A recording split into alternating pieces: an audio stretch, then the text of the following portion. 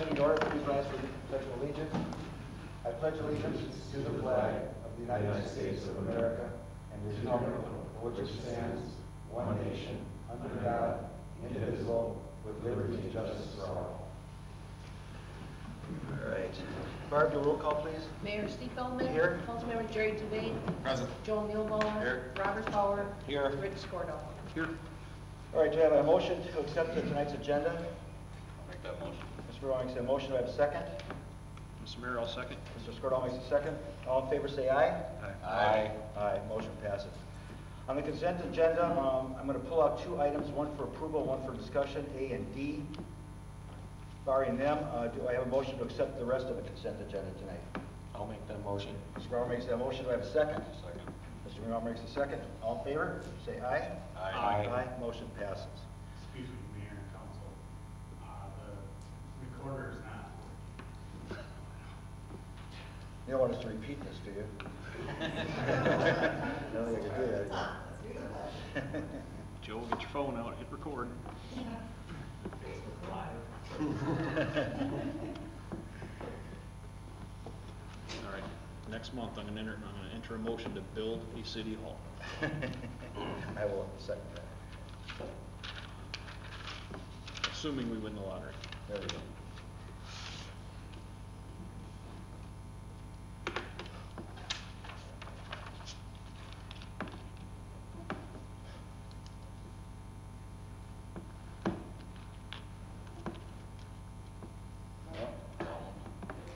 Card says it's full.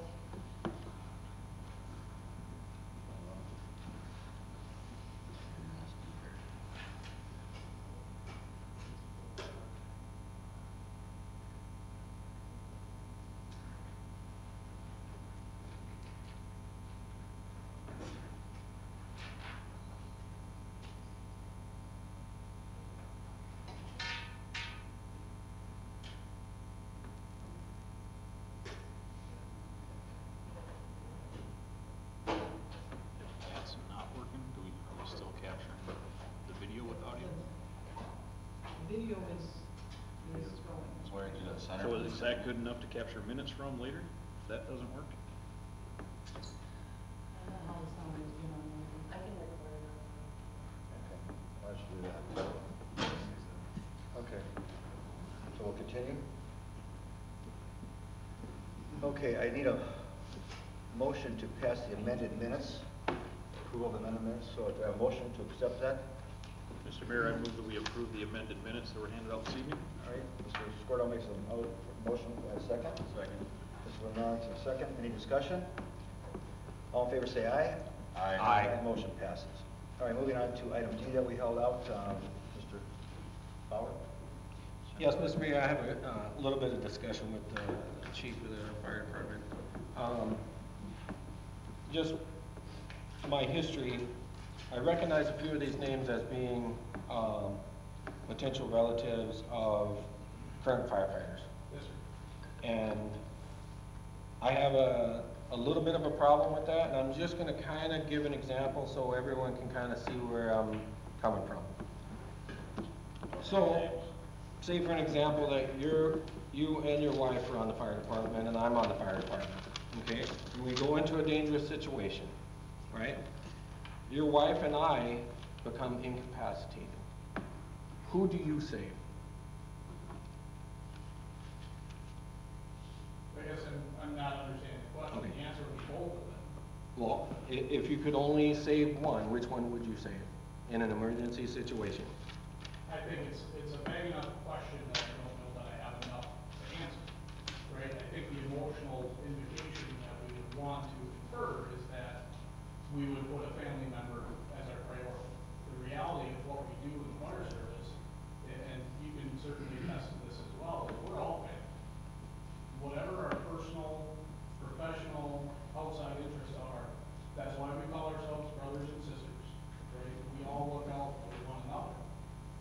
I don't know that in my experience in over 20 years in this business, there's ever been a situation where it's been one or the other. Furthermore, I've studied line of duty deaths my entire career,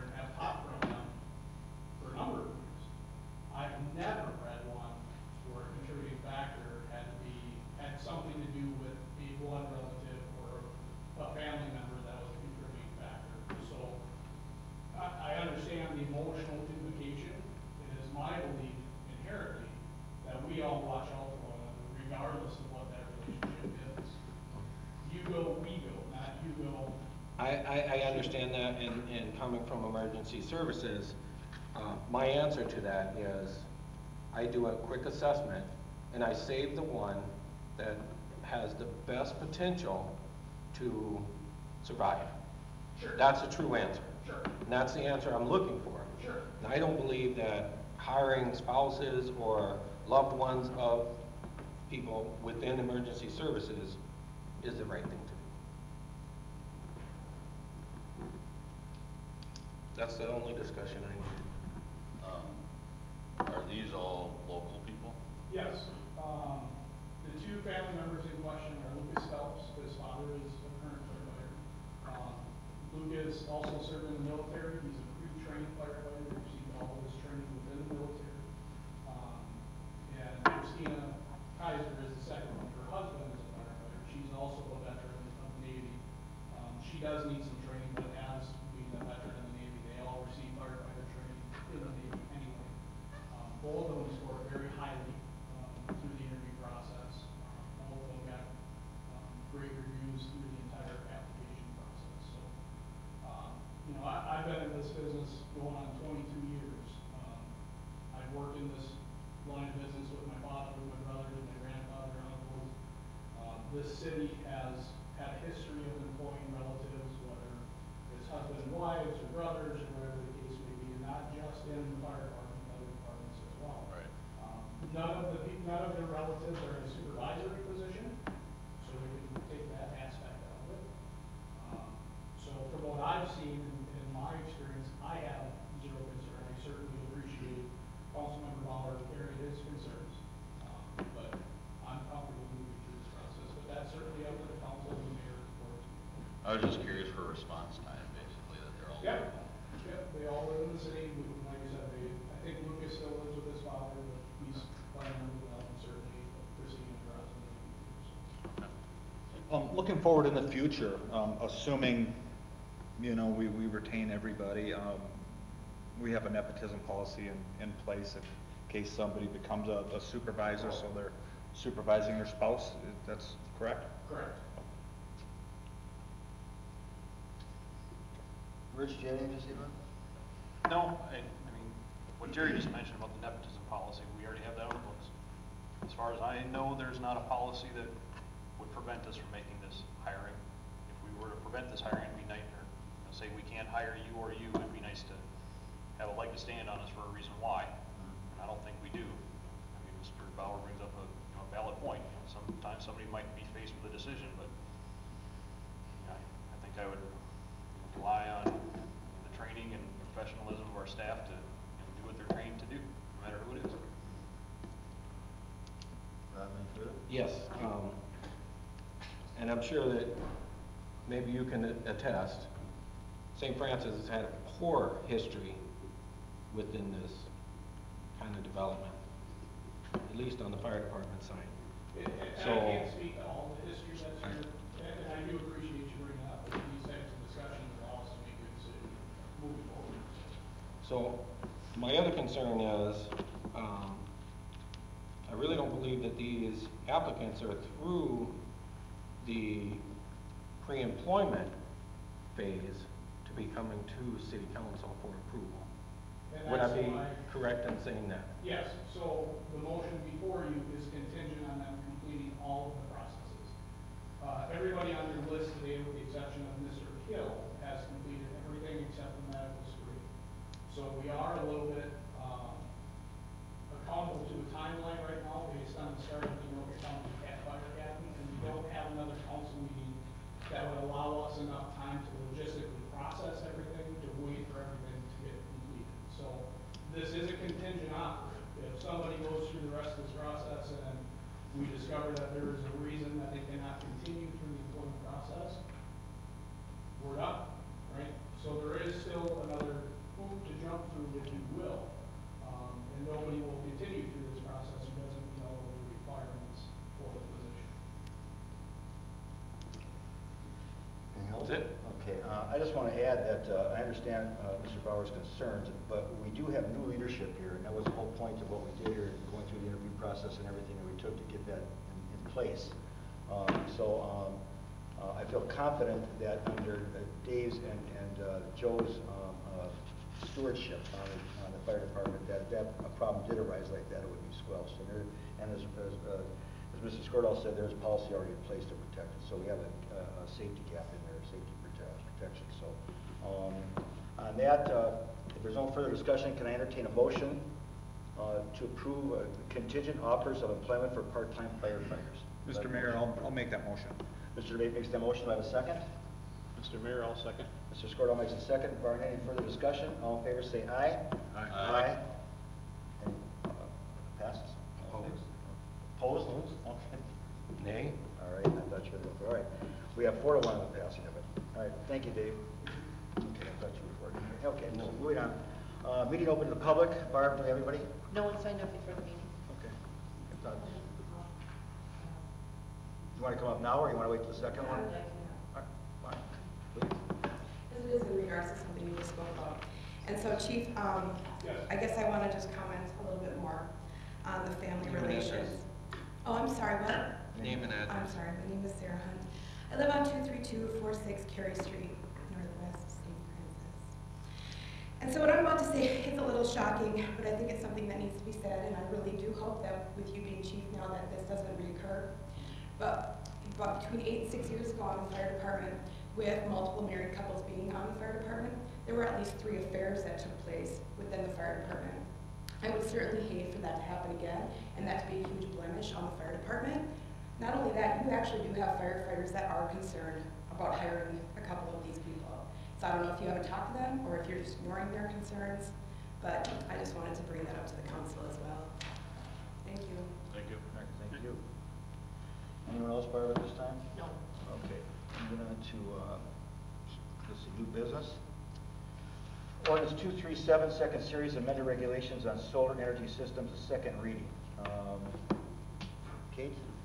Mayor, council, tonight before you is the second reading of the amended solar energy systems. This would expand the system, the ability to do solar within the city. After tonight, it would go to a 30-day comment period and go into effect after that time. I'd be happy to answer any questions. Well, as I said before, after the first reading, I read the solar whole ordinance, and I think it's pretty adequate. I think it did a good job with it. So I'll open for discussion. Jerry, I'll start with you. Do you have anything to say about it? I've got nothing to say. I think it's a good ordinance.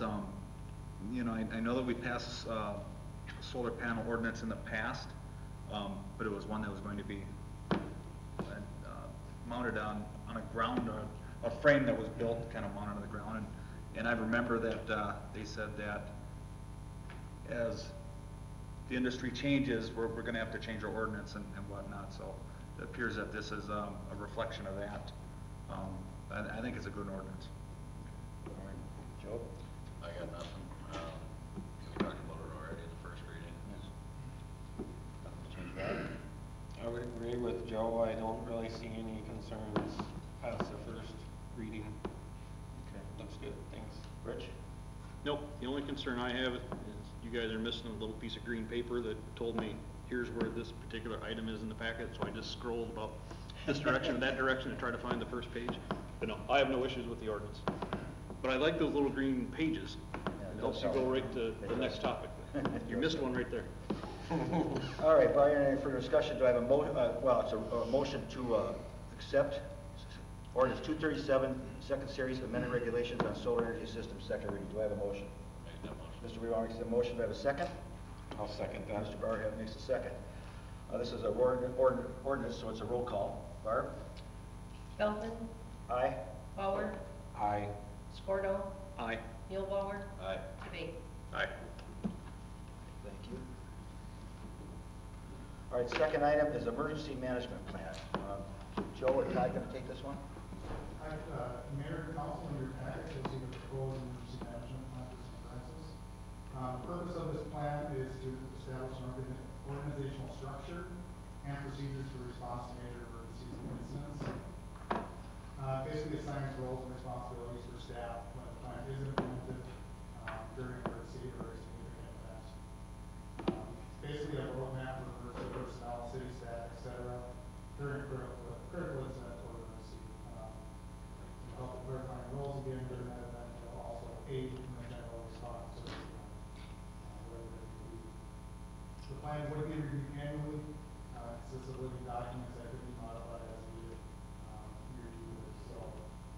plan is adopted, one goal would be to incorporate it into exercise and training sessions that would include city staff, elected officials, because all or some could play a part in a significant event, depending on the magnitude of the event. So that's one goal, is to get city staff and elected officials through some basic training courses, and so they can familiarize themselves with how they would function during a significant event, and including this plan. So it's important, I feel, to have a plan. It's just another way to help staff and our personnel respond to a significant activity or whatever happens. Let me ask you this, from what I read here, this is based, because I mean, there's a lot to it. I mean, there was a lot of pages there to read that, and, you know, so it says right here, it's proposed emergency management plan is based on the Incident Command System Foundation, ICS, which is a proven management system based on best successful practices during responses to many significant events. So pretty much they formed it. Yeah. And it's been in place in other cities and all that. It's been used on, I believe it started during, during some forest fires like California. That's kind of what it's implemented, and it's been tried and tested over the years for many events. You can scale down or increase depending on the size of the event, so we can use it for anything from a minor windstorm to a full-fledged big tornado. Right, the reason I ask that is because after reading all of it, I mean, you just wonder, I don't want to miss anything about it, but I understand it's been proven, so. And my philosophy is better to have it not needed than to need it not have it, so we have to be prepared. Hopefully we don't get it. I survived a tornado in Andover in '05, so I know it can happen. I mean, it can definitely happen, so. I'm going to open it up for discussion, and I'll move over to Rob to start. I read over it, and it's really good. It's a really good roadmap to emergencies. I mean, you have something catastrophic happen within your city, you kind of get stressed out, and you kind of need a roadmap to kind of help with that. So I think it was really good, and it's outlined really well. Rich? Yeah, I agree. It was a very good plan, but I would encourage you not just to put it on a shelf. It's not going to be worth anything when the rubber has to hit the road and nobody's looked at this and nobody knows who their roles and what their roles and responsibilities are. I guess the one question I have, and I'd asked it quite a few months ago, and I don't know if I really got the answer I was looking for, and I don't know if it fits in here. Maybe it's a different, maybe just some instructions or something, but for instance, something hits my inbox that's a threat to the school district. What do I do with it? Do I call Joe? Do I call 911? Do I forward the email to you? You know, what? From a citizen or a student? Yeah, you know, and that's just a particular example, but what, who are the belly buttons that need to have, I guess where I'm going is, to me it's really important for the people that need to make decisions, have the best information they can as soon as they can. Whether it's the school district, or it's Joe, or it's you, and so if something originates, in my inbox, what am I supposed to do with it?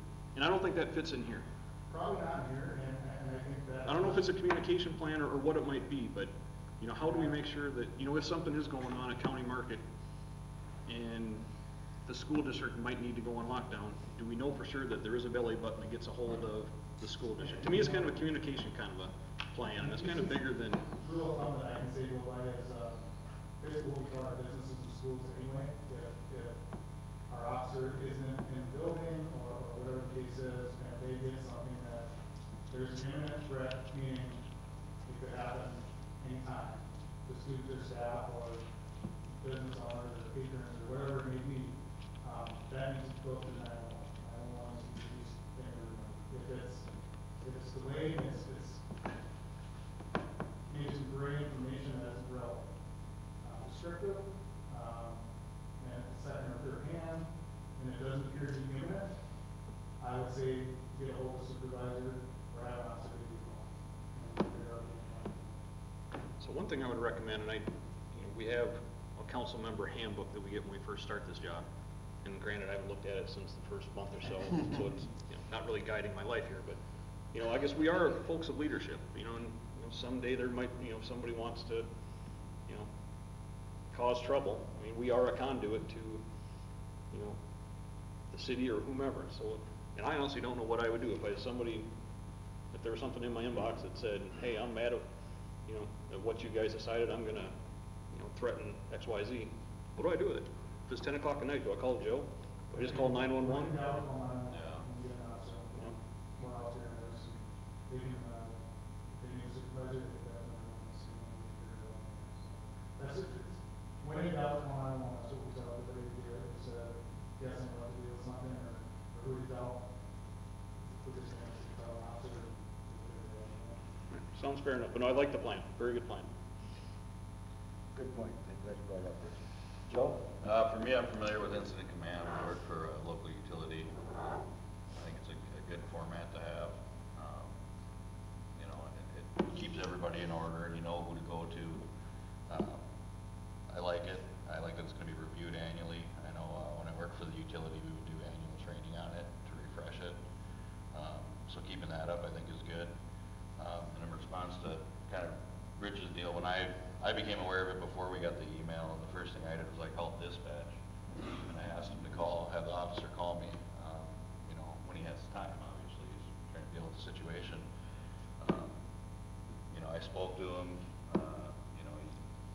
I waited for him first, we got the email, and I, waited for him to call me, and with his communication, understanding the situation that was going on, because I was like, okay, I was in shock. What's going on? And I talked to them a lot. Sergeant Larson did an amazing job. I talked to Troy Ferguson, the next day, and he praised Ryan as well. Said he couldn't have done a better job. So when I appreciate that, I'd like to publicly humiliate him through praise. But he did a great job, and he communicated with me, gave me the information, and I think it was good. But then I asked him if you knew about it, you were aware of the situation. So that's the main thing that I was concerned about, because I know I'm not going to run out there and try and do anything. So I appreciate that, and I like the plan. Jerry? I think it's a good plan. I think everything's already been said. I want to add something here about, because of this one circumstance or situation that was just mentioned here. When people, you say when in doubt, call 911, that's a better thing than going on Facebook. I will just say that in general here at the meeting in public. Before you go on Facebook and start the storm or firestorm or whatever you want to call it, so by the time it gets to where it's got to get, it's already blowing up and everything else. I think it would be prudent to remember, when in doubt, call 911. It helps the police, it helps the city, it helps everybody involved, school district, whatever. Just step back a little bit and think before you react, because overreacting creates a lot of grief in itself. So I hope that, I'm taking it that's what you would do, or that would be the right way to go. When in doubt, call 911. Yeah, absolutely. It's not correct sometimes, inaccurate information. Yeah. When it's gone too far, then you're working against yourself. So. And we do try to update as much as we can on our Facebook page. It's not our first priority, but we do try to, once we know the situation is handled or is neutralized, we will do what we can to try to at least get some information. All right. Thank you. All right. In that case, do I have a motion to adopt and approve the emergency management plan? I'll make that motion. Mr. Mueller makes that motion. Do I have a second? I'll second that motion. Mr. Bauer makes a second. Barring any further discussion, all in favor say aye. Aye. Aye. Nay? Motion passes. All right, moving on to Public Works. There'll be two items tied together. So, Paul, you want to take that one on with the Bobcat tool cap replacement and scissor lift purchase? Absolutely. Thank you, Mayor Council. For your consideration tonight is our routine replacement of our Bobcat tool cap.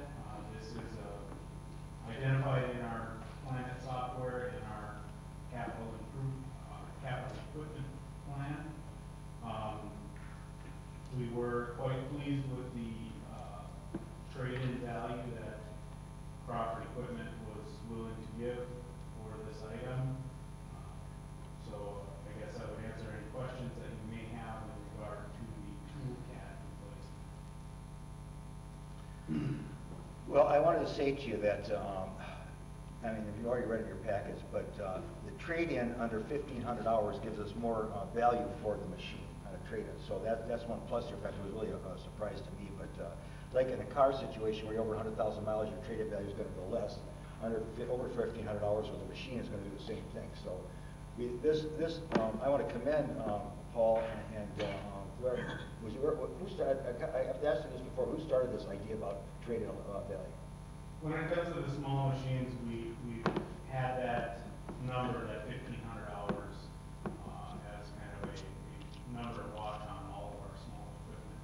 We've been told by numerous dealerships that that's, when you go past that number, that's when you start losing more value in your piece of equipment.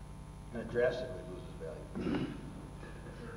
Now, what I like about it, by the way, just as a maintenance person, from a construction company or that, but what I like about it is the fact that, the machine is at its peak performance pretty much 99% of the time. I mean, there's always that rare breakdown, rather than just normal maintenance on it, oil change or whatever. It pretty much is efficient to the time that you have it. Absolutely, yes.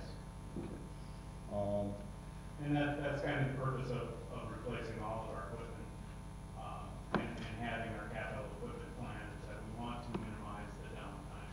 We want these machines to work for us constantly. And then just for the council's knowledge, tell me what the company that's getting this on a trade-in said about the machine. What shape it was in? They were very impressed with the condition of the piece of equipment. Most of the equipment that they see that is similar to this is not in this good condition. So. And that, of course, gave us that big trade-in amount of money. All right, so do I need a motion to do this one here to pass this part of it, right, and then go to the other one? Okay, they kind of tie together, but okay. So I'm going to open up for discussion. Mr. Buebauer, any discussion? So we're trading in the Bobcat and we're getting the scissor lift. Is that? No. Okay.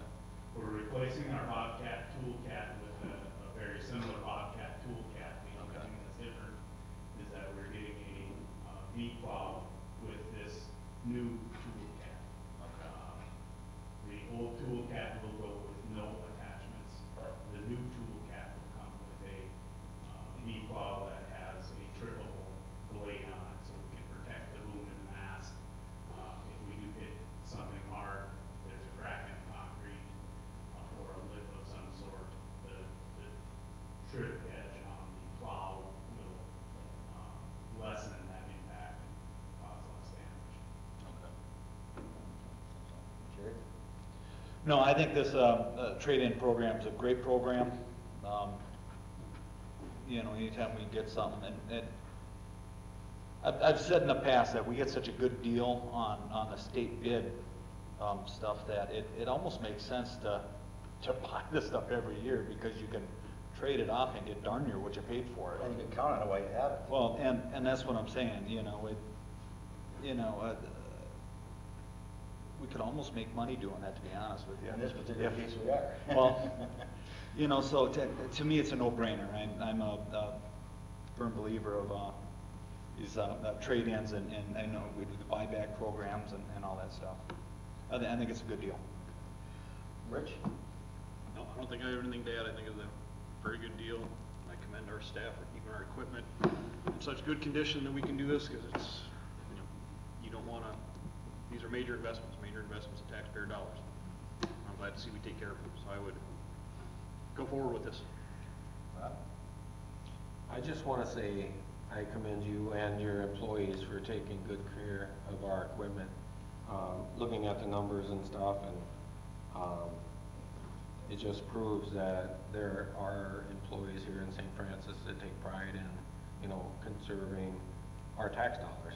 So make sure you commend your employees as well. Thank you. That's a good point, by the way, very good point. All right, any further discussion? All right, I'll entertain a motion to approve the Public Works Bobcat Toolcat replacement. Do I have a motion?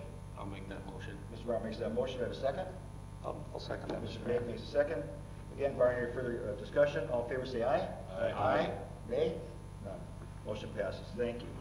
All right, moving on to the next one, Public Works scissor lift purchase. Thank you, Mayor and Council. Also for your consideration tonight is the purchase of a scissors lift, 26-foot scissors lift. With the large trade-in value, we're able to have enough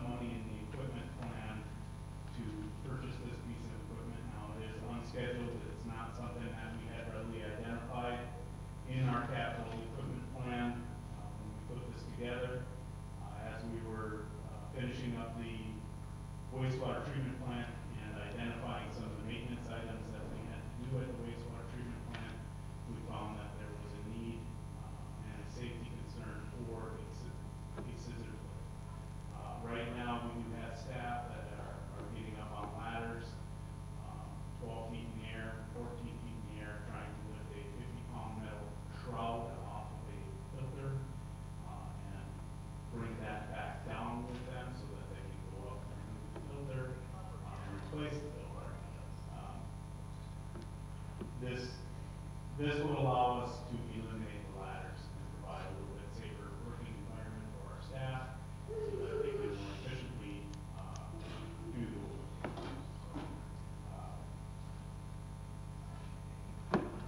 Again, I mentioned already that we did, with the tool cat, we got a large trade value there that makes up for the purchase of this new piece of equipment that wasn't identified. I want to add to this one here. First of all, there's 8 filters that have to be changed on a schedule. Again, as Paul alluded to, there's 50-pound shrouds and there's a filter inside. So, first of all, safety is the main issue.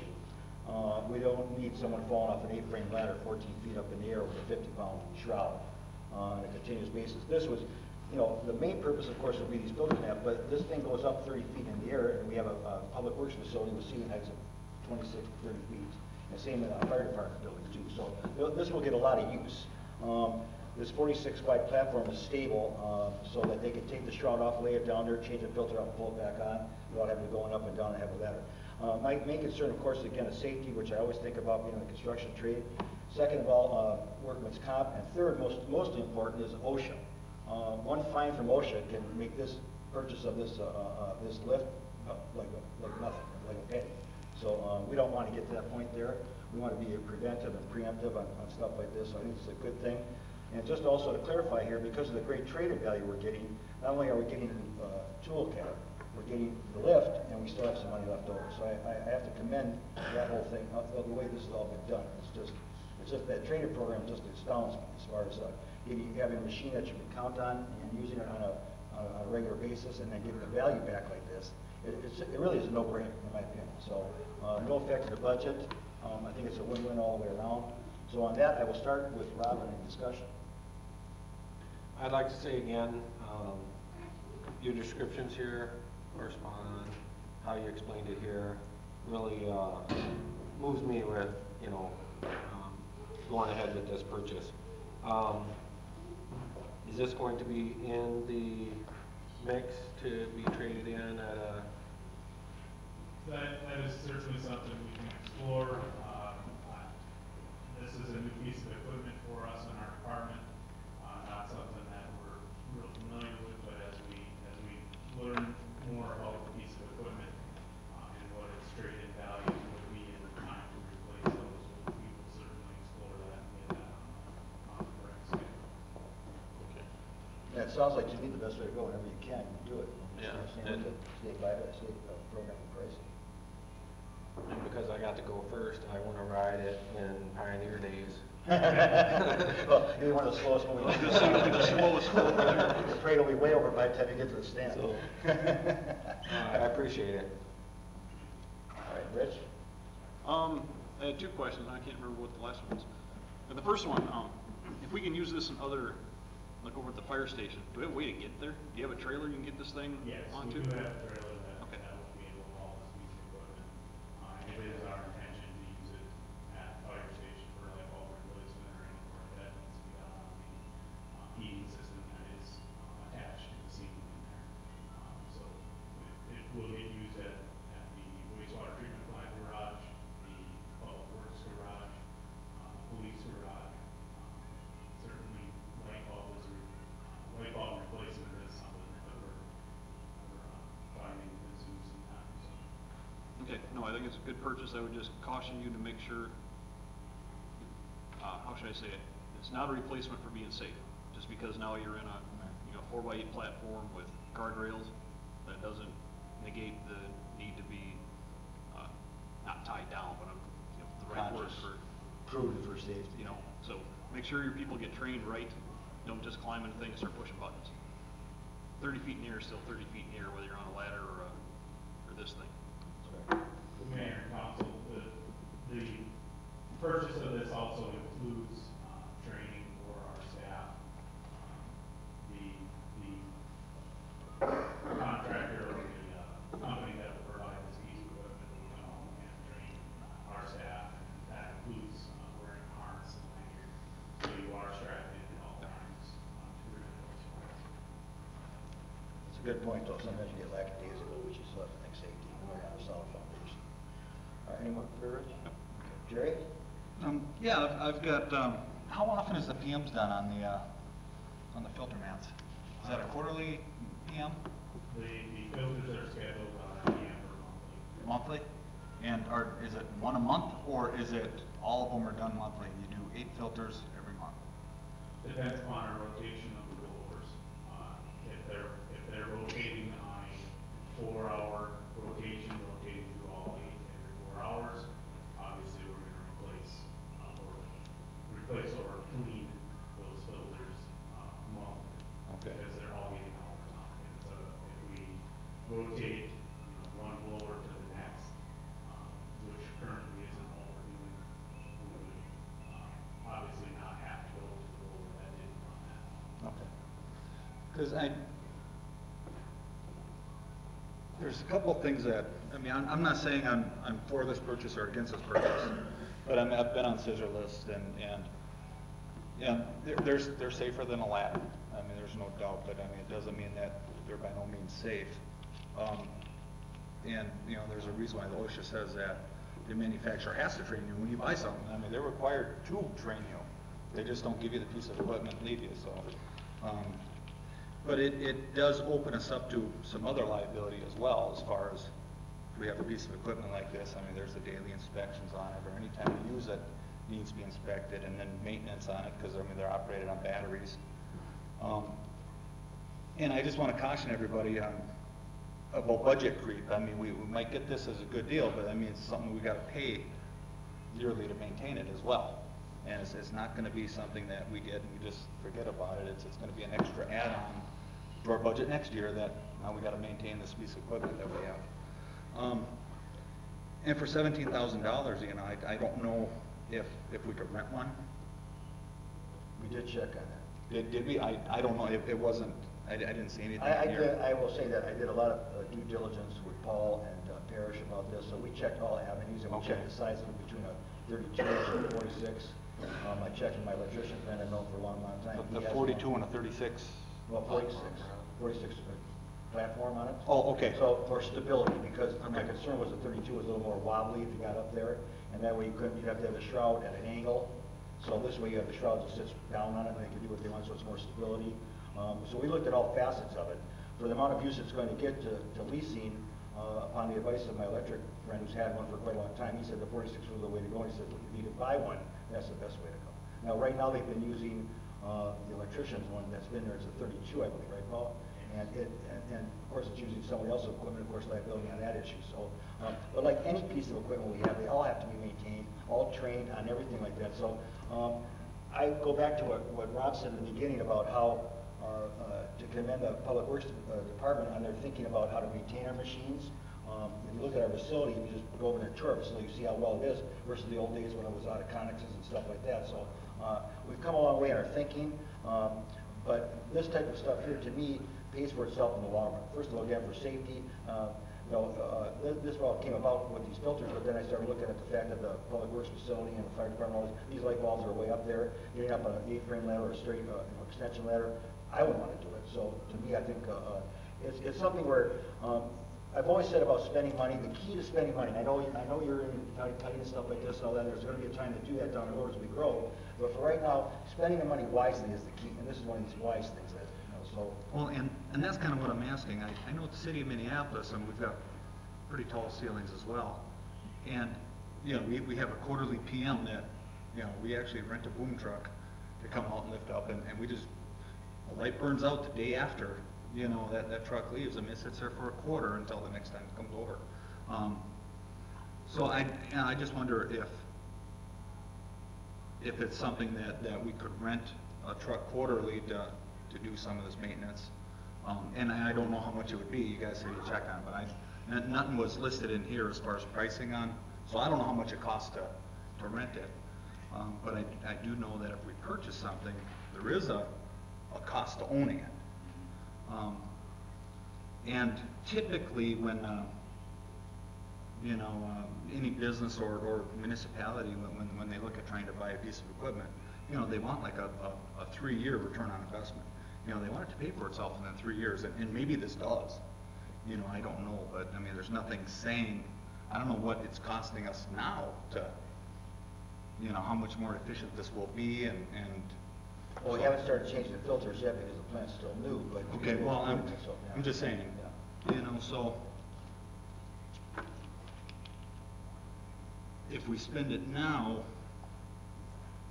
I would be maybe in favor of holding onto this extra money in the budget right now and seeing actually what our need is. Maybe we're looking at our filter mats monthly, and we change our PM and say that, they only have to be changed quarterly. Maybe when the cottonwoods start blooming, they gotta be changed bi-weekly. I have no idea. But if we haven't changed them yet, and how long's the filter or the wastewater plant been up and running? It's been up and running more than a month. Right, since April. Well, since April.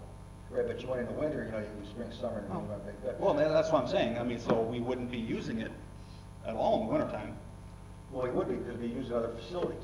I mean, like, then there's other things that can be used for. I agree with you in one sense. I mean, it's money out, but it's money coming that's not out of the budget, which is a good thing. Yep. Second of all, leasing to me is throwing money out, because you're never going to recoup that. It's money out, where at least now you have a piece of machinery that you own it. I mean, versus leasing is like renting versus owning. You pay rent on a place you live. Let's say you throw out $1,500 a month in rent. If you own it and pay that $1,500 for mortgage, you got a reduction in your mortgage. But here there's no reduction here because and the city can't write off a lease. So there's no benefit as far as that part.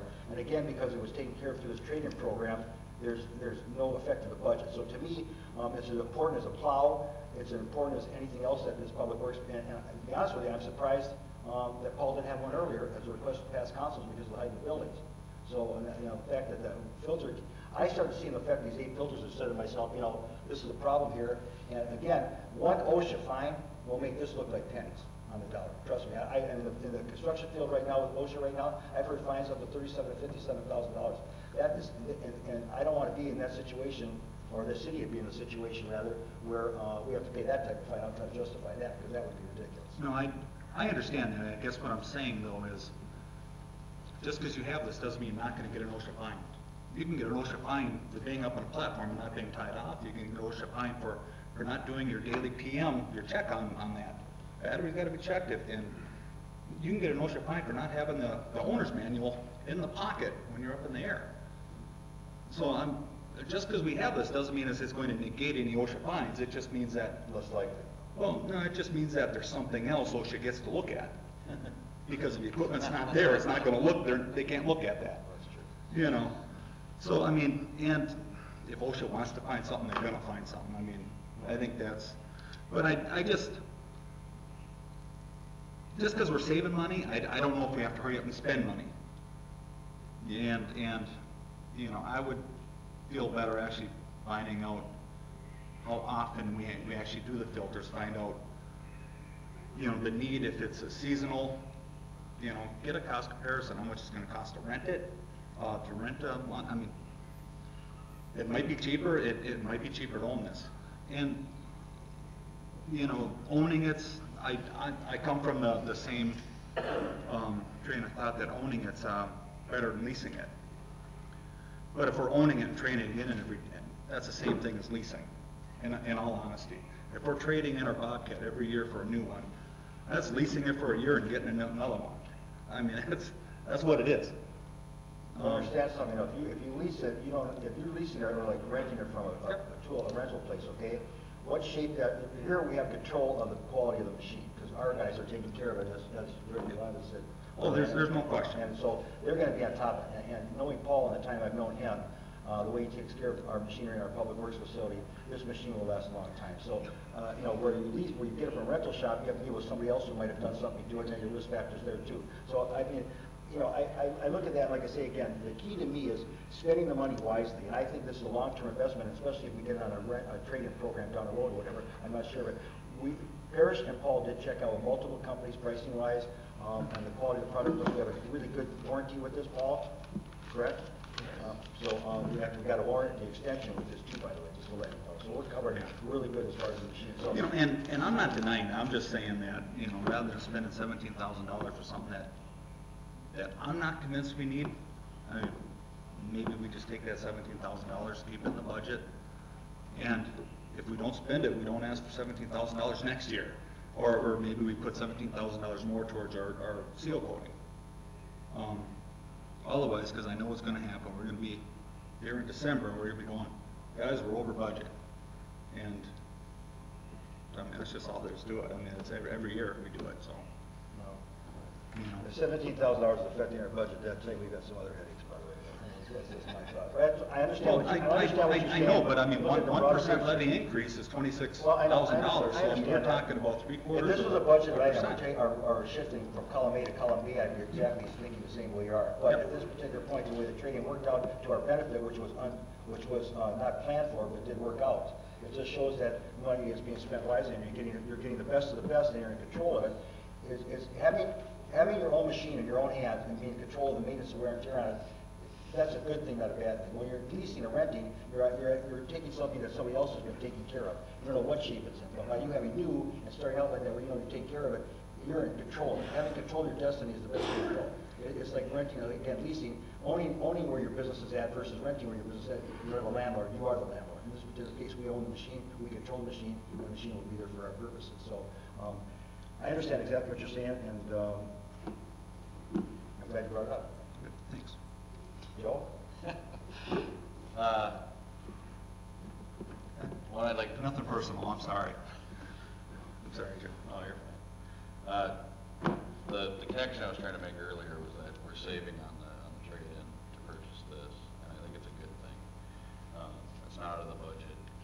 It's something that, you know, I understand the cost of maintenance. It's a good topic to bring up. The fact that you do have to pay and maintain something. I think that is something to consider, but when you consider safety, I mean, I'm not going to volunteer to go up and change those on the ladder for sure. And I think that, you know, safety is number one. Even if it's not out of the budget, I think you did a good job with, you know, doing the research that you did. I like the idea of. And let me just say again that we got an extended warranty through this package purchase that we're doing, so this machine's covered very well. And I don't, you know, like I say again, the way that it used to be through connexes and stuff like that's the way it's run now. I mean, it's impressive to see our machines that are taking care of, like our new plow truck that we did, which was a purchase, by the way, replacing a truck made for Florida. And then the savings may have been in the short term, but the long-term gain from it being stuck multiple times, you had to scrape the roads twice and all that, there was no savings in the long term. So to me, when you have a savings with a long-term dividend, that's a good thing. When you have a savings in the initial short term and they get no gain in the long run, then you've lost money. So to me, I think this is a good thing. Again, if it was a budget item, I'd be much more concerned, but I'm not at this time. And I think we're being frugal. I think we do have some strong budgetary management. We're discussing things better than were discussed before. So I think we're on the right track, and I don't see a problem with this myself. So if there's no further discussion. Do I have a motion to approve Public Works scissor lift purchase? I'll make that motion. Mr. Rivera makes a motion. Do I have a second? I'll second that motion. Mr. Bauer makes a second. All right, again, any further discussion? All in favor say aye. Aye. Opposed? Nay. One, okay. Motion passes 4-1. Paul, thank you so much. Okay. Moving on to City Charter Amendment, Section 4.05 and Section 7.06. I've been told that this is for discussion, so we'll have to open this up to a public hearing, I believe. We'll have to set a public hearing date. I'll set it for right now. Is that what you want, or no? Next meeting. Is that next meeting? Like 3 days. It would just be to direct staff to set a public Okay, so we're hearing gonna- at a future city council Okay, meeting. I misunderstood you in the beginning, okay. So do I need a motion for that then? Yes. Okay. Do I have a motion to, for city charter amendments, section 4.05 and section 7.06, to have a public hearing on it in a future date. I'll make that motion. Mr. Greenlaw makes a motion, do I have a second? I'll second. Mr. Scordo makes a second. Any discussion? All in favor say aye. Aye. Aye. And staff will get back to us with a date. Correct. Okay. Thank you. Okay. All right, moving on to item F, hazardous building process and designation. Mr. Mayor, I can address that initially. Tonight, the council is considering the potential, issuing potential direction to our office and to staff regarding hazardous building process and designation. It's a statutory process. There's 3 properties that have been identified in the community. They are 3731 Bridge Street, which is a vacant building or vacant house, and then 23611 Ambassador Boulevard and 22708 Run River Boulevard. Both of those are firehouses. I think the council is aware of the properties. There's been a long history of administrative citation process and working with city staff in order to try to find a way to address the hazardous building conditions. Tonight, the council has the opportunity to consider whether or not it wants to take the next step in the process, and that is actually designating these properties as hazardous buildings and then potentially ordering them to be raised. And so that's an easy process. It's not supposed to be an easy process. What our office would do would undertake a search of owners and encumbrances, because we have to provide proper notice to everybody of what's going on. And then we would engage a company that would provide a building inspection engineer that would actually enter the properties, and we would ask the property owners if they could go in. If not, we will go to the court and we will get an administrative warrant to actually be allowed to go in. Then we'll conduct a hazardous building report, and that report will come back to the city council. It may recommend that there could be improvements that could be made, or it may recommend that the entire building just needs to be taken down. After that, we would be noticing all the property owners again, and we would be having a hearing with the city council, at which point in time you have the potential to issue an order requiring either that the property or the buildings be improved or that the buildings be raised. And at that point, our office would file a motion with the district court to have either the property repaired along with what the report would say, or to have it raised. That can be a contested process. And if it's a contested process, we would go to trial on that. And so the question before the council is whether or not we'd like staff in our office to move forward. This is not a non-retainer item, so it's a non-budgeted item. However, the statute does provide the opportunity to specially assess all of the costs for staff and for our office to undertake these actions as needed. And so we're looking for direction from the city council tonight on whether or not you want us to proceed with the hazardous building designation for each of the 3 houses.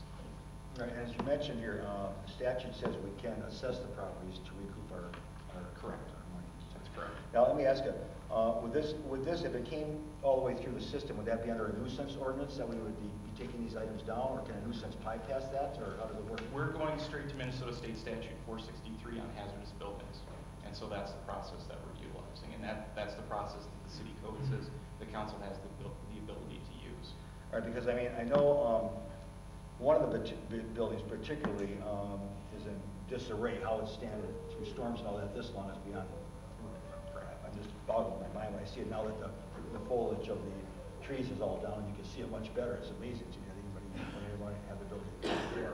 But 2 of the buildings, were they fire damaged, or one? Mayor and council, 2 of the buildings have extreme damage on the inside due to fires. Okay. And the one building I'm talking about is just deteriorated over time from lack of doing anything with it. So, you know, I know as well as the council, by the way, are very concerned about safety in the city, and these type of buildings and this and children out there playing and stuff like this. I mean, I know Chief can allude to this too. That it's a good, I know that when the station in front of the city hall was up, one of your concerns I mentioned the last meeting was you wouldn't even let your officers in without a hazmat suit on. So these type of structures out there really have no place in our community as a safety hazard, and it's our responsibility to make sure that this is either brought up to code or whatever, or taken down, whatever has to be done in the proper way to protect our residents. So I'll open this up for discussion at this time, just to make sure we're on the same level. Rob, want to start that? I got a question. Has mailings been done to these properties to see if they're, you know, if the owner just not wash their hands of it and moved? Mayor and council, we've been in communication with two of the three, one of them specifically most recently. They have all received notices. They are all to citation levels, which has got one in the door, however, it falls apart. Our actions tonight would allow us to continually move that forward, but they are all still receiving notifications that these buildings, or they are very aware that these buildings are in the condition they are and should be down. At this point, one of them in particular is, or a couple of them are being, just washing their hands is what our requests are in regards to addressing the safety of that.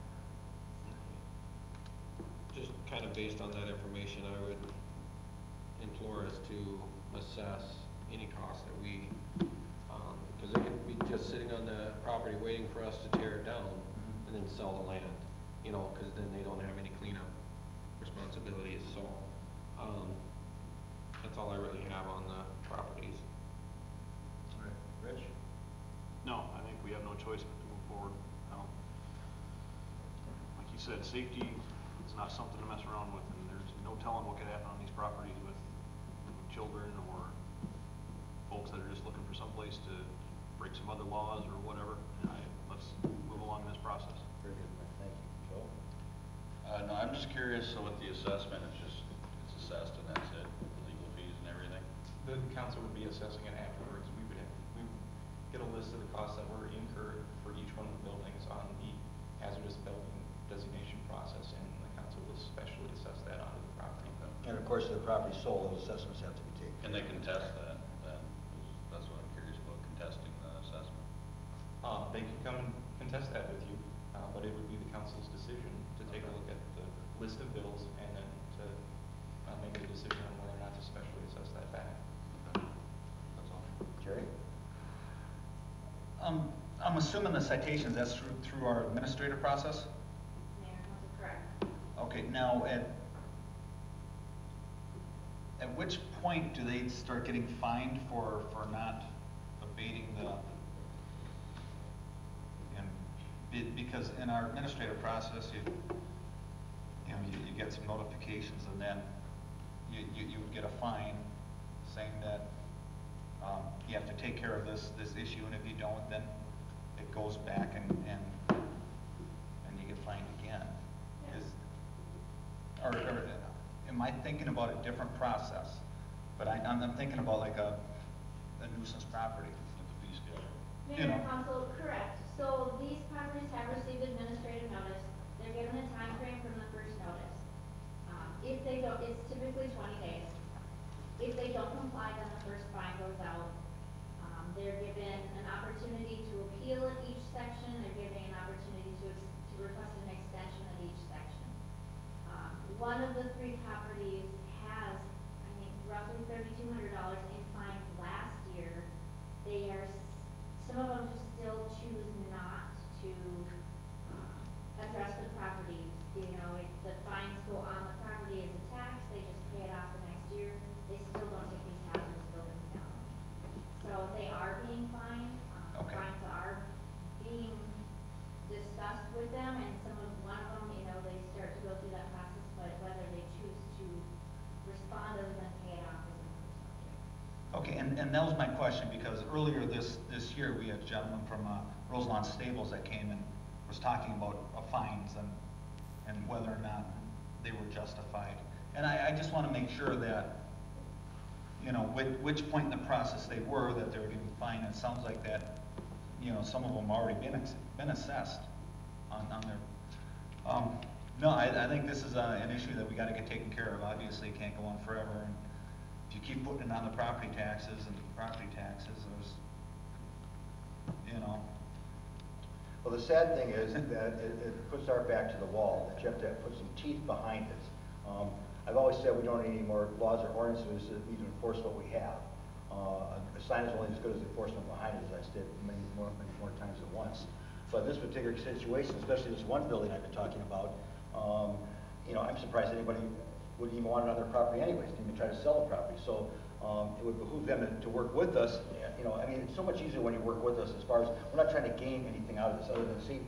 My main concern, as Rich has alluded to too, is safety is the main thing. I mean, you know, there's kids out there, they play around, they get into things that you can't watch them 100%. And if something happens, I don't want to be the mayor that's to go to that family and say we screwed up or we didn't take it seriously when we should be taking this very seriously. So I think it's the right way to go. I think it's the only way to go in this situation. I mean, I wish that some people would step up to the plate and say, you know, and just do what's right, but that doesn't happen like this in today's world. So, anything else you want to add to that? No, I've got nothing. I just wanted a clarification on exactly where we were and make sure everybody was understood that. Okay, thank you for that. Barring any further discussion, do I have a motion to accept hazardous building process and designation? I'll make that motion. Mr. Brown makes that motion. Do I have a second? Second. Mr. Greenberg makes that second. Again, barring any further discussion, all in favor say aye. Aye. Aye. Opposed? Motion passes. Thank you. Thank you, Dave. Okay. Moving on to item G, animal control contact discussion. Before we get into this, I have to say here, first of all, I've heard so much from other sources on this thing here, and some of the research I've done. I don't feel it's right to make a decision at this time. I want to make sure that we are impartial here. I've had some emails or whatever sent to me that saying something to the effect that you've already made up your mind. I have not made up my mind at all. But what I want to do is, I think the way to do this correctly, and I want to bring this up to the council, I believe the way to do this is to create a committee of myself, I'll be on it, with the chief, and then one more council member to interview the companies. I think there's like 5 of them that I see on our packet, in our packet rather. I want to interview them, bring that information back to the council so that we can make up our decision here at this time. Knowledge is power, and we need to make an informed vote. We need to have all the information we can on this. But I can tell you right now, to everyone out in this audience, going on Facebook trying to influence, or email, trying to influence the council really doesn't work, in my opinion, okay? You need to come here and talk to us. You want to know what I'm thinking? You need to talk to me. Talking to Joe Schmo on Facebook isn't going to tell you what I'm thinking, okay? I think interviews is the way to go. I know we've done great work sessions on interviewing for planners, for engineers, for fire, whatever. But I want to make sure that the public understands that we're not partial to one over the other. So I think the right way to go is to have a committee, again, get the consensus from the committee, bring it forward to the council, and make a decision that's best for the majority of the residents of our city who we work for. Okay, I can't emphasize that enough. That's who we work for. Some of the emails I've had, and the council's had, have been sent by people who don't live here. I don't know why, but like I say again, if you have something, and I've said this before in the last mayor's report I had here, if you have something on your mind, a concern or an issue, you need to bring it to us. We can't address it if we don't know what it is.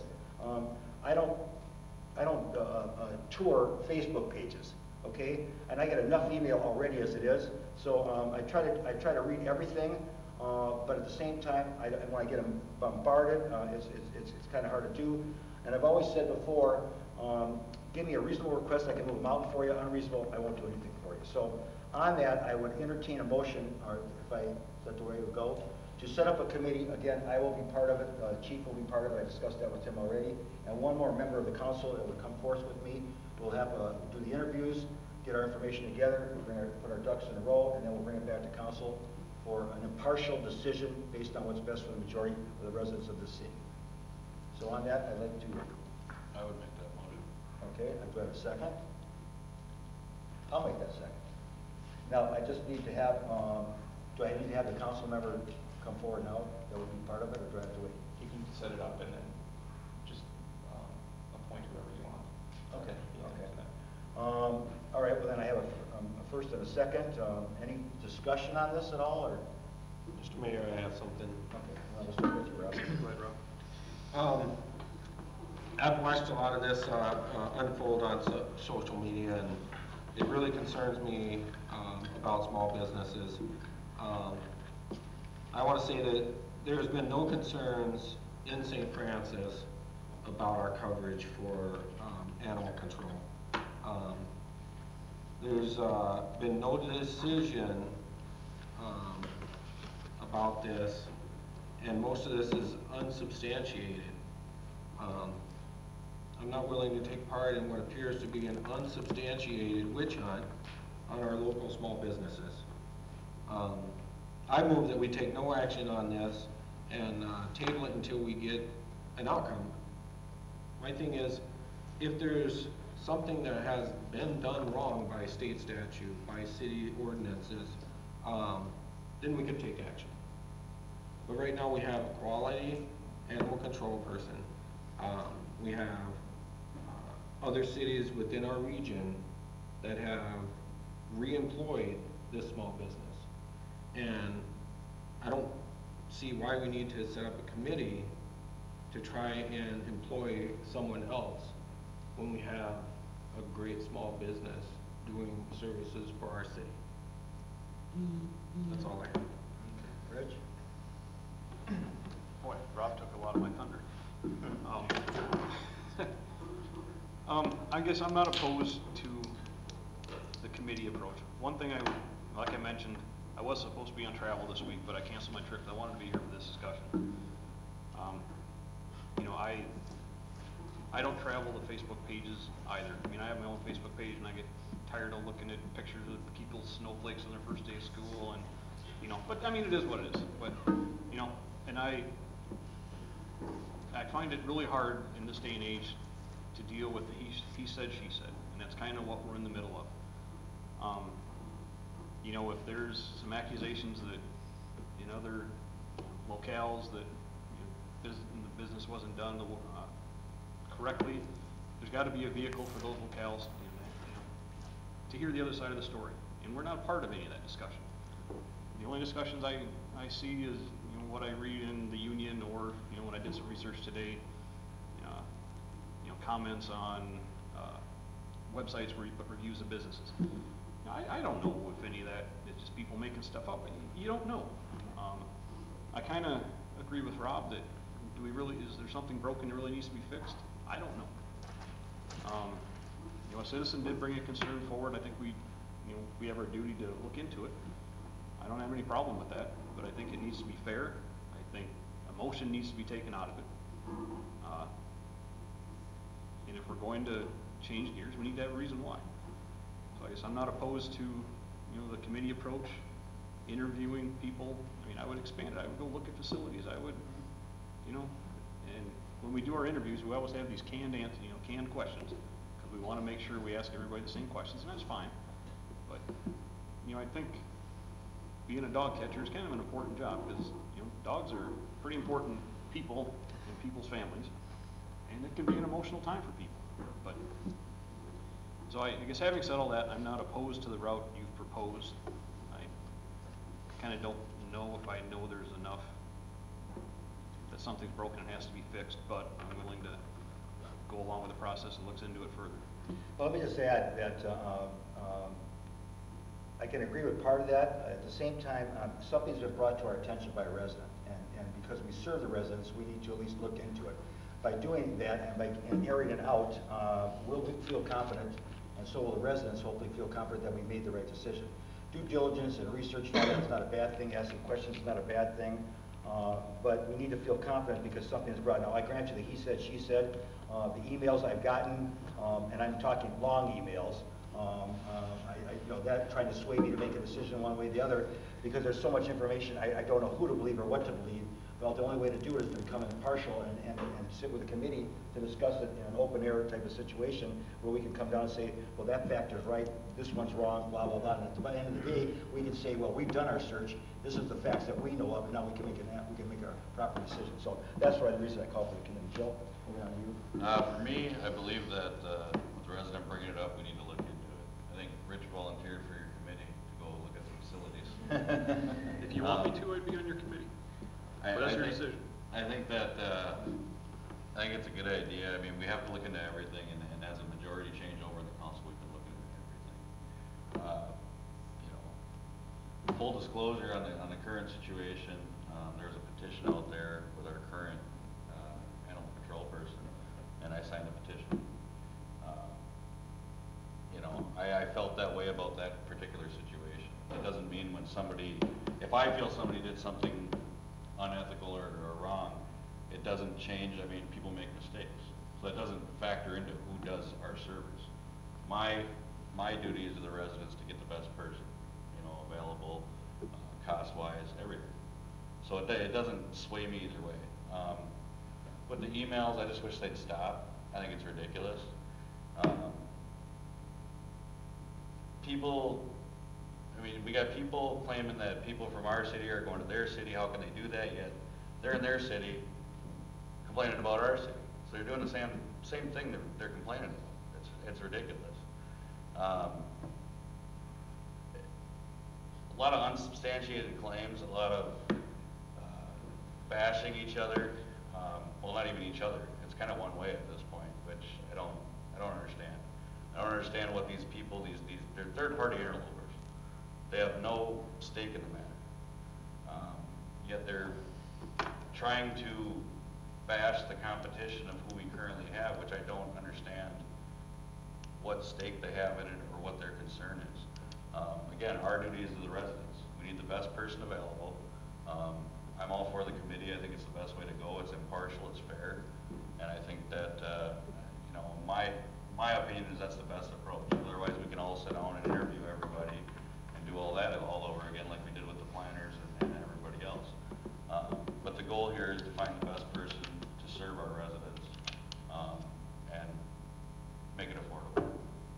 And I'll just add to that because of the situation between emails and all the other social media and stuff like this, it's put us in a situation where to be impartial, we need to get more information. And the only way to do that is to research it through a committee of this type of thing. I don't want to burden the whole council on another work session because we have other work sessions coming about on other matters that are more important. I'm not saying this isn't important, but that are in different situations, at levels of importance rather. I'm an animal lover myself, so this is important. And again, because something was brought up to us through the public, who we serve, we have to give it its due diligence and its rightful concern in general as far as the council. So that's why I think the way to do it is to be impartial, bring it up, discuss it, bring the facts to the table, and air this out so that we can get done with it and move on from it. So Jerry, I'll open up to you. It was kind of a touchy subject because, you know, pets are part of people's family. But I kind of wonder if we're making a mountain out of a molehill here. I think I agree with Councilmember Bauer and Councilmember Skordal. You know, I think typically how things are done at the first meeting in January, we set up a dog catcher and we do the contract with them, and if other people wanted that contract, we're only in February, they could have applied for that contract. You know, I know that this issue's been going on far more than just the last 6 weeks. So I don't know if we need to change everything now in midstream. I do have experience with the current dog catcher. 5 years ago, my dogs did a jailbreak, and she picked them up, and you know, I had to call around and find my dogs and go pick them up. You know, she did everything she was supposed to do then, from what I understand, because I've called around and I've talked to our administrator and I've talked to other cities' administrators, and it sounds like everything was done exactly the way they were supposed to be done. I mean, she fulfilled the contract the way it was written. I don't know how you can fault somebody for that. You know, I know that when emotions get involved, then people tend to stop thinking more logically and unreasoned a little bit. And just looking at it from a really logical standpoint, I don't think she's ever done this city wrong. We awarded her the contract, and it was renewed this year. I don't know if this is something that we need to stop and try and get a new contract. I don't know. I'm not talking about trying to get a new contract. I'm just saying, I don't know if there's a problem. I mean, You know. something's been brought to our attention, whether you have done your search on it or how, this was back when you were mayor at 14, that was signed, I saw the document, but the point being is, something was brought to our attention by a resident. Again, we serve the residents. We owe it to the resident and ourselves to make sure that we got the facts out there so we can stop this social media input and email input and find out what the facts are. If 1 and 1 is 2, it's not 3. So therefore, let's find out the facts, let's table this, air it out, and get done with it, so we know that we stay where we are, it's the right decision, or if it's not, we move on. But we need to do that, and right now, if we don't do that, we're just gonna get social media to go on a firestorm, blow it up in a proportion, which is where it's been right now. That's why we're talking about it. Again, our back is to the wall, where it wasn't before. Well, I'm not so sure playing the game is, I mean, you just choose not to play the game, is kind of what I'm saying. I don't see a reason to stop the contract. You know, I didn't say anything about stopping the contract. I'm saying about interviewing that individual, other individuals, showing we did our due diligence. In my newsletter coming out, I say one thing in it about questions answered. I for one, through sitting out there for 2 years, got some answers, still unanswered from questions that we gave about wastewater treatment facility and other subjects, okay? I will say to you that my thought when I ran here and being mayor here is we will not leave any question unanswered. It may not be the answer they want to hear, but it will be a truthful, factual, due diligence, research answer to their question. And that's what I'm talking about here now, is give them an answer. Tell them, okay, what you thought was wrong or what you thought was right. I don't know yet. I have no thought about this all. All I'm doing is getting bombarded by long emails going this way, then I get another one going that way, this way, that way. I don't know which way to go. You know, if I say left, they say right, I say up, they say down. All I'm saying to you is it's time to air it out, and there's only one way to air it out, by discussing it openly, you know, in a format that we can get the facts out and then give it to the public. The public may not want to hear, you know, like what we say, but it will be factual and honest, and that's the best way to go. Openness, transparency, and accountability is what we ran on, and that's how we run the government today. And it's a good idea, not a bad idea, in my opinion. Just my opinion. Go ahead, I'm sorry, I didn't mean to interrupt, but I just feel strongly about let's get past this. I'm just saying, That's the only way to do it. I'm just not so sure that this is our fight. Nothing happened in our city. I don't know why our city's... Because a resident brought it up. Okay. That's why. Okay, Mr. Mayor. So you're gonna sit down and you're gonna interview our dog catcher. And you're gonna interview who else? And what are we gonna ask? Are we gonna interview them for the contract? Are we going to interview them to find out what happened? Because how do you know they're gonna be telling you the truth? Because they have their own version, and I have no doubt that the version they'll tell you is going to be their truth. But it might not be the truth. And there's a difference. I'm going to tell you the truth from my perspective, and you're going to say the truth from your perspective, and they might not line up. So then what are we going to decide? So my question is... We won't know when we try, that's for sure. Well, my question is, what is this meeting going to do? Is this committee going to decide who's going to be the best dog catcher to award the next contract to? Or is it going to be finding out the facts of this case, which I'm not even so sure it's our case to find out the facts too. Well, I'll tell you one thing it will do. You know, It'll stop this thought about a witch hunt, which has been in progress. That's one thing it will do. Okay. And airing it out is not a bad thing. I'm not out here to hang anybody. I'm not here to, decisions I don't know nothing. This came to light here and it's just been compounded and compounded, blowing up and blowing up. It blew up enough to come to us, okay? Had it not come to us, we wouldn't be discussing this. But when your back is to the wall as a council, you have this. And no matter what we say, they're gonna say whatever they're gonna say anyway. I mean, in all honesty, I mean, we can have a committee and we can say that, you know, oh, I think Dover Kennels did a great job, and we're gonna hear the backlash of that. Or if we go the other way, we're gonna hear the backlash.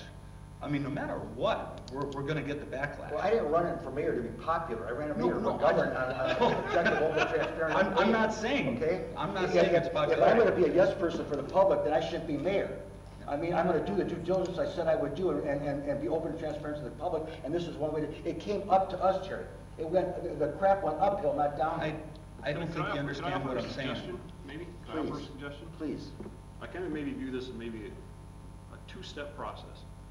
So could the first step in this process be for this committee to evaluate how our current contractor does business and decide if that's right for our city?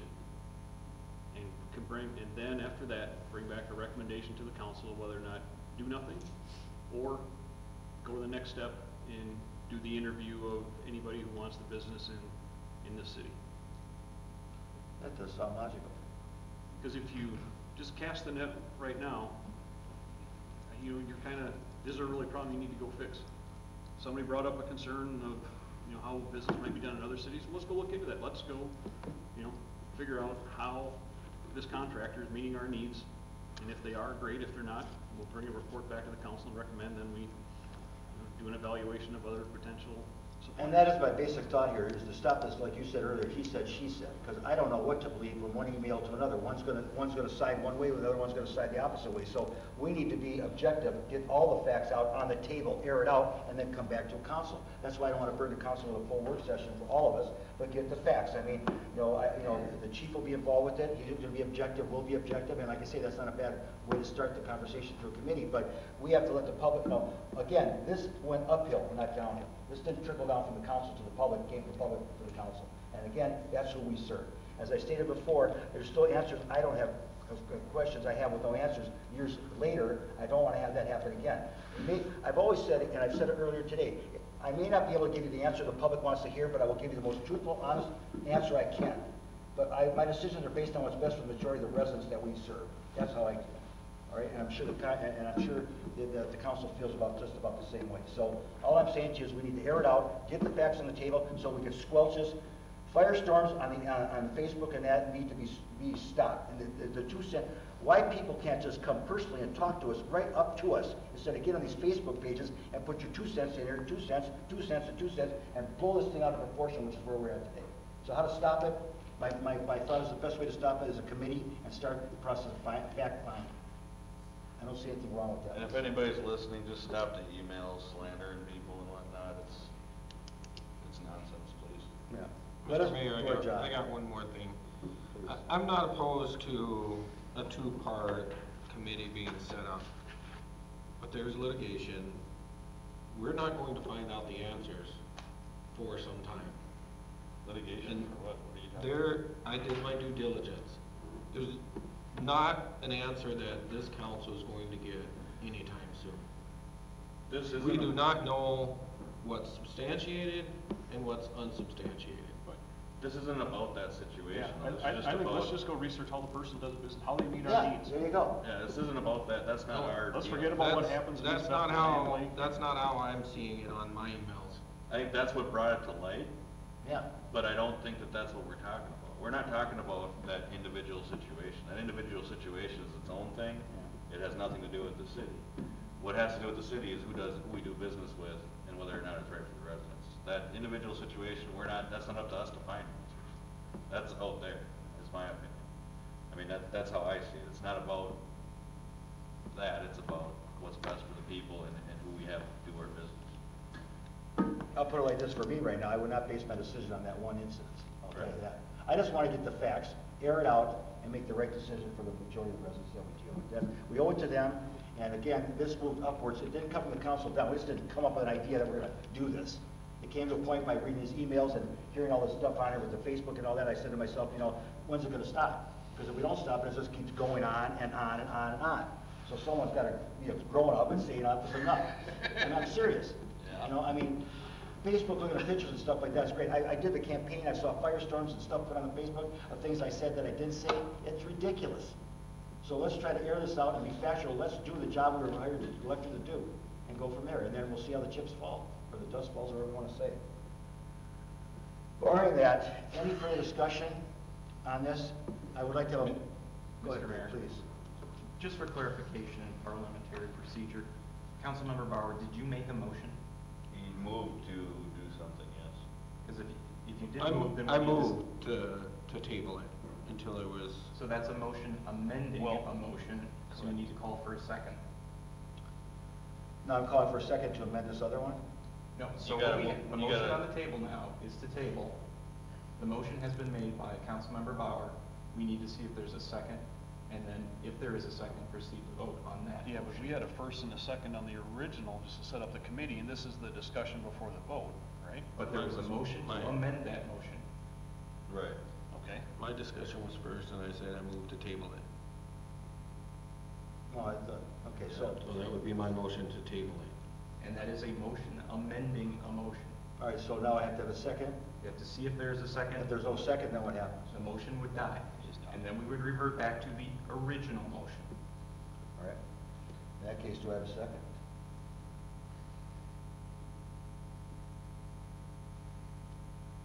Barring no seconds, we're back to the original. That's motion. correct. So should I state that motion again? Yes. I would entertain a motion to create a committee made up of 2 council members and the chief of police to look into these concerns from our residents, get the facts on the table, bring it back to council, and then from there make a decision on which way to stay where we are, or at least to air these facts out so that we could stop this misinformation. I'll put it like that. Do we have something from here that you'd like to discuss? Well, you keep saying you don't want to talk about, you don't care what the facts of the story are, but then you keep asking for the facts. So I didn't say I don't care, Sarah. I didn't say I don't care. I want to find out the facts. It may not be your way of doing it, but it's a way of airing it out. I can't care about what facts. I haven't heard anything yet. I've heard he said, she said, is what I've heard. Mr. Mayor, I propose that we have a vote, and with all due respect, we vote your motion down. We entertain another motion to see, however Councilmember Skordal phrased it, to have a committee to investigate whether or not the current animal control person is meeting our city's needs. And if they are meeting the needs, that's great, and if they aren't, then the committee could come back with a recommendation of what to do. I propose that, because they're 2 different things. One is investigating the facts of the case, and one is finding out if this contract is good for our city or not. What Did I facts, miss what something case? here? I don't know. I think I missed something. I'm not so sure. confused here, because the facts of what case? We're not here to I think investigate it was, anything. I think it was just the mayor's choice of words in his motion. Okay, and Well, thank you, Sarah, for that comment. I appreciate that so much. Maybe you should take my seat. well, I think that's what people are getting hung up on, is the word choice. So perhaps we just amend the motion to better define it, Because, I mean, I'm in favor of looking to see if our contract is being met, or if there's a better way of doing it. I'm in favor of that. I have no problem with that at all. So are you making a motion to amend the original motion? Well, that we go no, over? Mr. Mayor and council members. yeah, I think we're making Let this me just say one messy. thing here. Let me just say one thing. You What's know, happened so- is, from what I see here, from the emails and Facebook, it's become a polarized situation. It's one side against the other side, okay? The one for this one is here, and everything is fine, blah, blah, blah, and anybody else talking against them is wrong. Then you're over here, saying anything about them, and anything else against them, they're wrong. I mean, we're in the pickle in the middle. How best to get that taken care of, or solved, or whatever, and I don't know if it's her situation or whatever, Sarah's saying or whatever, I don't know. What I know is objectivity is the best way to go here. Clear minds and a way to go. I'm not out to can't anybody. I'm just out to find out, are these statements from one party to the other party, which is true, which is not. Okay? I'm not out to kick the can down the road or anything, but what I'm saying is, it's come to a point here that if we don't stop, we don't get the facts out here between doing a committee check or whatever we're going to do here, is that it's just going to continue going on, and then the Facebook will firestorm out there and make it even worse, so we'll come back here another meeting or 2 down the road with a bigger problem. So you're referencing the facts of all the allegations that are being made? is what you're Yes. saying. That Okay, would be nice. not the one story, it's the facts and allegations that are being made with the emails and everything? Absolutely. Okay, I don't even, the first original story, and beyond that, way beyond that. right. Because I keep getting these emails, I mean, beyond that. So where are we at? So Dave, how should we approach this, Dave? I think it would be appropriate for you to clarify your motion, ask for a second, and then the council can vote. Now let me clarify this motion. I would like to entertain creating a committee to do research on facts, get the story right, and then look at this I'll put it like what I think Rich said was, let's look at it, see where we're at with this individual company we have in place right now, see if these facts pan out. If they don't pan out, whatever we find out, we'll bring it back to the council can make the decision at that point. I just want to air the facts out, get the information straight as possible, so that I don't have he said, she said, one side, the other side. So I only believe that the only way to do that is to be objective and through a committee. So I'd like to entertain again a motion to create a committee for fact-finding on animal control officer and the company we deal with. Does that make sense? I'll make that. All right. Second. You'll second it. I'll second it. Okay. All right. Did I have it first, all right? Yes, you made the motion. Okay. Councilmember. All right, so I'll make sure I got this right. We Okay. have discussion on the motion. Okay. Any further discussion? Don't ask that. I just want to make sure that we're creating a two-part motion. Well, I may not even get to a second part.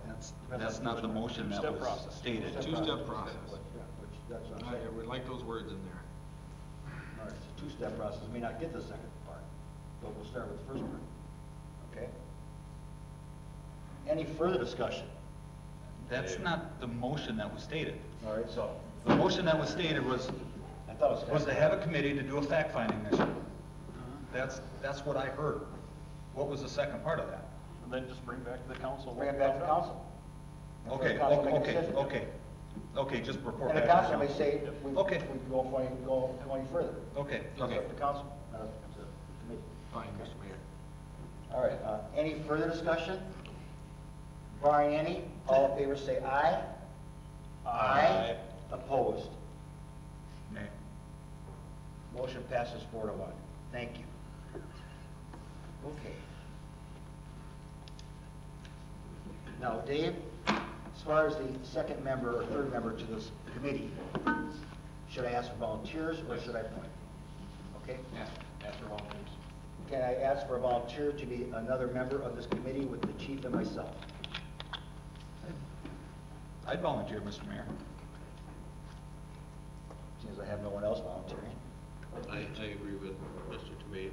I'm fine with Jerry. Jerry won't do it, I would, but I'm fine with Jerry. All right. You know, I'm working on midnight shifts coming up, so I should have a lot of evenings free, so. All right, no problem. On that, we have our third. Okay? Now we'll start with sometimes I'll go and let you know, okay? Okay. Thank you very much, I appreciate that. Now, a second meeting open to the public, Barb, do we have anybody? We don't? Anybody have anything to say? Huh? I had that from the first time, so why don't you go ahead? Okay. Okay, well, okay, on that, Public Works report. Mayor and council, in your packets tonight is our monthly public works report for water, sewer, streets, parks. This is for January. Answer any questions that you have in regards to these reports. One interesting note that I would like to point out is we did collect 200 pounds of Christmas lights at the police and public works department on the, for recycling. Imagine 200 pounds of Christmas lights. It That's right. It filled the back of one of our pickup trucks. What do we do with it? We take it, we recycle. It goes towards our poundage, for our yearly goals in our recycling program. But, a lot of people are switching out their Christmas lights this year, I guess, so, it was pretty interesting to see that many lights come into the lobby. It was cool. So, I'll answer any questions you have. One question I have, where are we with the ice rinks right now? I mean, are we still winter mode with them, is still up and running, or what? Our contract expires with them, the 11th. Okay. That Sunday. Okay. So we're done with them then, for the season? The rinks are, the watering house is closed, obviously, but, and the rinks are not being maintained by the home run club. Prior to the snow that we had, there were still folks skating, but when it comes to this time of year, the sun quickly burns through that ice, and it starts exposing the asphalt, especially on. So for all intents and purposes, it's over? Pretty Yes. much. So how does that compare to the last seasons? I mean, so did we go full budget on this one, or would we like the others? I don't have those numbers in front of me right now. I'm just curious. I know they were closed a couple of days due to the extreme cold weather, but I think for the most part, they were open. And I'll have those numbers as soon as we get the And then some amount of water and stuff like that. All right. Rich, any discussion on this yourself? Nope, nope. As always, I like these reports. Madam Chair. Rob? The Christmas light, is that something that's planned? You can go and drop all your Christmas lights off in front of the building, or? Yeah. No, Okay, that is I was a- just wondering. That is like- a planned recycling event. Okay. And we're doing that year round. We do have bins in the lobby there for cell phones and the Christmas lights. Okay. Other than that, the reports, I see, 99%. Our treatment center's working really, really good. And I really enjoy reading through these slides and kind of depicting what everybody did over the last quarter. It's really nice. Let's wait for the video. Hey, Joe? Jerry? No. Yeah, the reports are concise. I like how you do it, so, very good.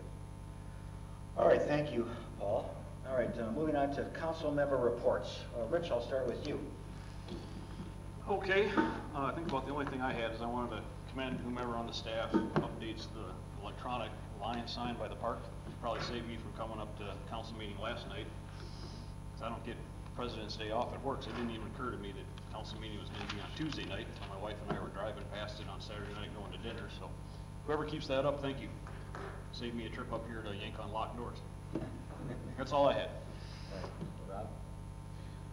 I don't really have much. I'm kind of with the whole council as far as the emails and stuff need to kind of stop. If you have any questions, come to city council meetings, let's talk about it. That's pretty much all I really have. Joe? For me, again, I'd just like to commend Sergeant Larson, who did a great job regarding the school issue we had, and Troy Ferguson as well. I was in a lot of contact with him the next day, seeing how things were going. Nothing but positive things from everybody in the community as far as handling the situation. As far as the social media storm that started, again, it was got out of control quick, and get the facts, all that fun stuff. Something we need to look at as far as, the attendance was down a huge amount at the schools when I talked to Troy, based on just something somebody put out there, and it just snowballed. Again, Sergeant Larson was great. He went to those people's houses, talked to them, got the information. And Troy would talk to quite a few parents all day. You guys did a great job, and I do appreciate that you handled it very well. Other than that, I don't think I have anything. Jerry? I concur. I was actually up the Lake of the Woods, and I got the email from our police department, so I felt the email up there. I was connected. I didn't have internet, but every now and then I would get a blip and an email would come through, so I'm like, hey, cool. So when I got back into town, I actually looked at Facebook. It's like, holy smokes, So I think that communication is important. Keeping everybody up to date, the citizens and our constituents, and also the council and staff. So, I think that's a job well done. Conversely, I want to warn our citizens that Facebook really isn't the best place to get accurate news. If there's any questions, because we all do. We see something on Facebook, and then I'm guilty of it myself. I'll share a post, and all of a sudden somebody will text me back on, dude, check Snopes, man. That's totally fake news. I'm like, oh man, I blew it. So it happens to everybody. So the best way to get accurate news is go on the city website. Call up one of our staff here, and it could be about the $60 stormwater fee, or something with our police department, or recycling days, or whatever. We've got a great staff, and they're a wonderful resource to use. The last city council meeting that I was at, it was the first one in February, and it was also the very same day that the Upper Rum River Watershed Commission met. I think it was on a Tuesday. I think there was a holiday or something there. Anyway, that was it. So I mean, they were both the same day, so I came here instead of that one. There was a 10-year plan that was scheduled, a 10-year plan meeting that is, you know, you go over the 10-year plan. That was scheduled for February 22nd, but that's been rescheduled. I don't know what the rescheduled date is. The people that were, there's certain people that are required to sit in on your plan and sign off on it, and those people can't be there. So, but there is a March 6th meeting, workshop meeting that's still scheduled to go on, so that meeting after March 6th, and I'll report back on that.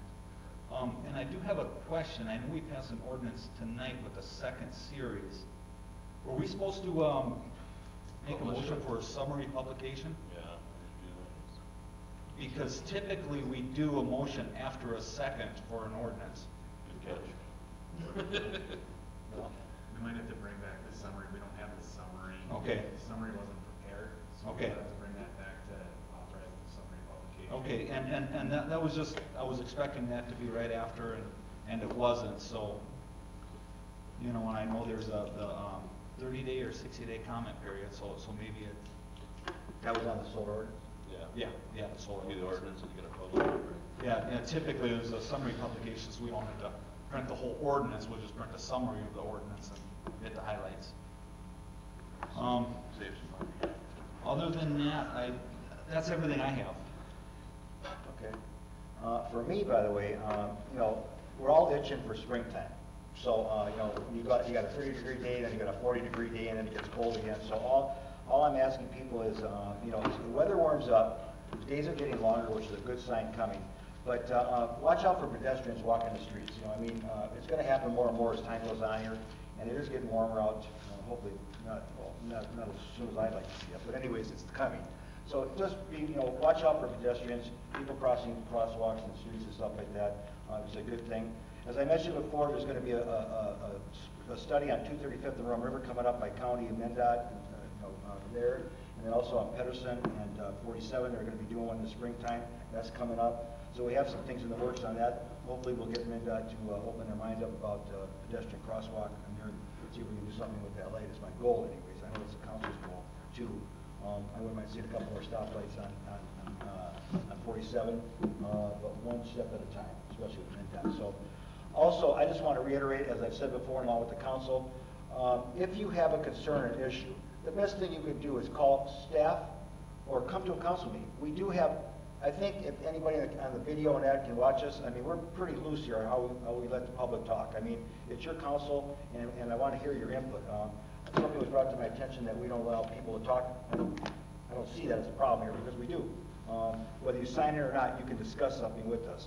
We want to hear your concerns so that we can deal with your concerns. So I think the worst thing is, you know, when the problem gets so big and ballooned up, then trying to solve it is even harder than it would be if it was easier or a little smaller of a problem to deal with. So before you go on Facebook and add that 2 cents in, and then someone else responds to you, and then you come back with 4 cents, and so on and so forth, so this firestorm or balloon comes, just come and talk to us.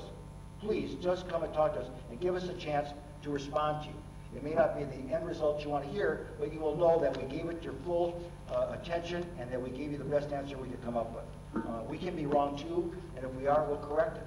But you have to work with us. You know, I think I said this when I first got elected over a year ago, that the mayor's handbook that I read, that Joe Coleman, our city administrator, gave me, and it says in there, bottom line, it says, staff working with council, residents working with staff and council for a better city. And I truly believe that. But you are part of the formula. A plus B plus C makes a better city, and that's how it works. We don't have all the answers. We're here to serve you, but we can't serve you if you don't know, let us know what the problem is. And so to me, take the time to come and talk to us. We won't bite your head off. We'll listen to you, and we'll give you the best answer we can. And I can't, again, emphasize that much, and I'll keep saying it as long as until I get that idea driven home. It just frustrates me when I get these long emails on a Sunday night or something like that, and I go, geez, you know, what am I going to do now? And then I have to get up, and then you know, I have to deal with it. And then by the time it's come to me at that level, it's already blown up to a level of, on a 0 to 10, maybe a 7, and then I have to deal with it at that level. I'd rather deal with it at a 4 level, a 3 or 4 level, where I can actually discuss it calmly and objectively and get it solved. You know, we try to be problem solvers, but when it gets to be that big of a problem, it's just more difficult to deal with. And we have a lot of issues to deal with. We're taking the blinders off of the city. We're looking forward to growing the city. Like with the water rates, well, I believe, and I know the council would agree with this, that the best way to get those water rates stabilized or down will be through development. And that's our big plan here, through our comp plan, our St. Francis Forward plan, and our EDA to make that happen. So work with us, and we can hopefully make the city much better than it's been. I think we're on the right track. It takes time. I mean, one of my frustrations, by the way, because I'm not a politician, is how slow government can move. I wish I'd give it an adrenaline shot and have it move quicker, but I can't. So we have to be patient and get by. But we do have everybody on the staff working on all cylinders. I think the council is working really well as far as work sessions that we do and taking the time to learn and discuss things and openly and air this stuff out so we can make the best decisions for you. So on that, barring any other business, which I don't hear any at this time, I will call this meeting adjourned at 8:46. 7:46, rather. Okay.